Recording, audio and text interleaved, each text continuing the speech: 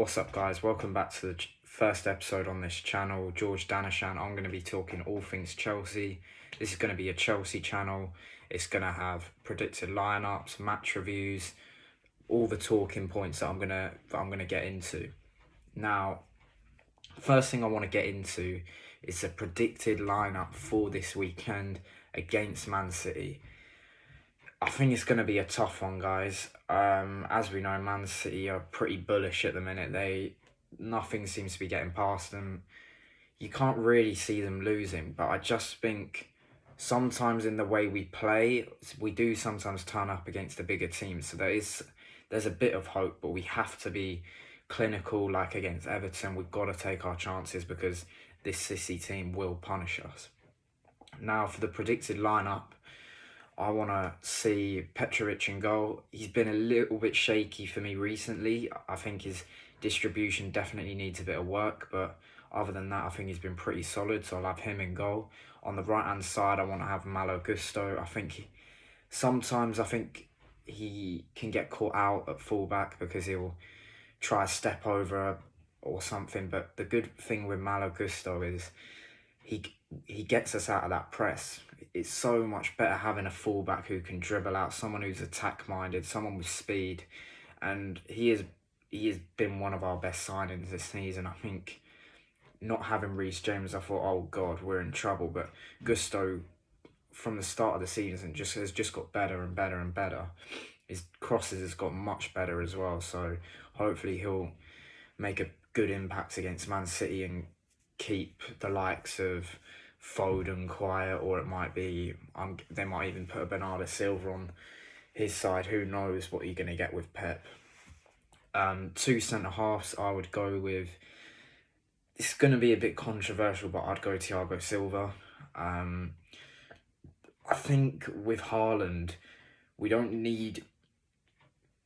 not going to need a Badiashile, Disasi, someone who's going to be as quick, because Haaland's a box player. He's someone everyone's been speaking about. All the pundits have been saying he's not good at hold-up play. He's not good at this. He's not good at that. So we don't really need to be worrying about him.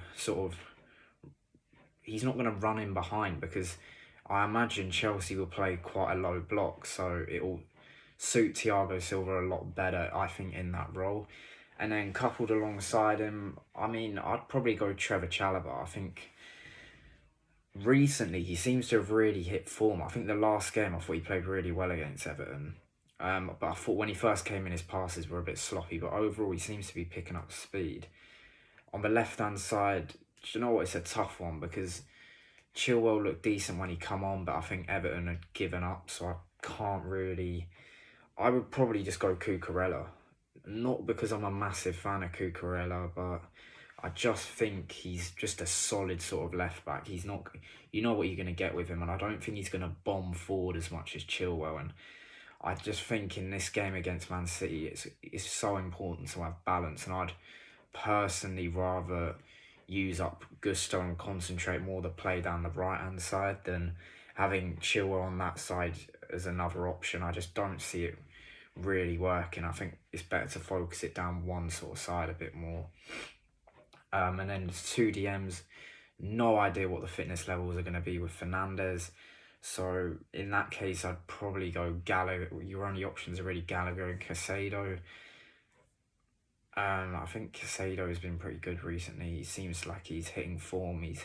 He's starting to show signs of why we paid the big bucks for him. Gallagher, thing with him in a deeper role is sometimes his passing isn't the most progressive, but I'm hoping he'll put in a disciplined performance against Man City and he'll run around and he'll just be a nuisance for the Man City midfielders and hopefully captain our team to a bit of silverware this year. And then the three sort of attacking midfielders behind Jackson, or maybe, I'd probably have three attacking midfielders behind Jackson. I'd go, it's a tough one because it is Man City.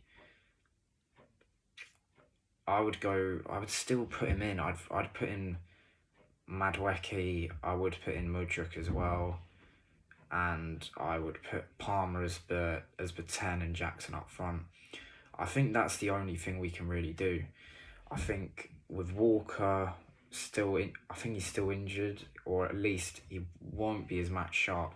I think having Mudryk down that side will just be causing problems. He's not. He's obviously going to lose the ball a lot, but it's that problem Man City have to worry about. Whereas I think if we just took off an attacking midfielder and put Gallagher further up, they're not going to be worried about that.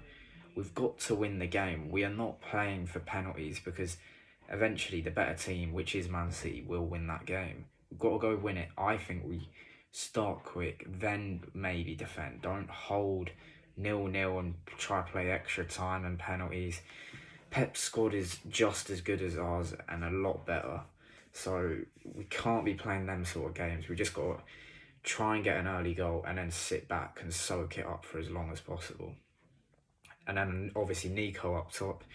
His hold-up play has been pretty decent recently. He's got quick feet. It was a shame him and Madueke were being kind of jarring in the penalty build-up. But I sort of get it in a way. You'd want to score.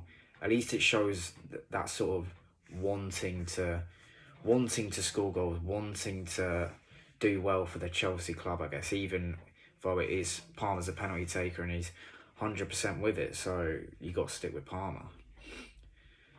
And then score prediction, I think we are going to get redemption. I think it's going to be 1-0 Chelsea. I think it's going to be 1-0 Chelsea. Man City, big game against Real Madrid. They will absolutely be tired as hell.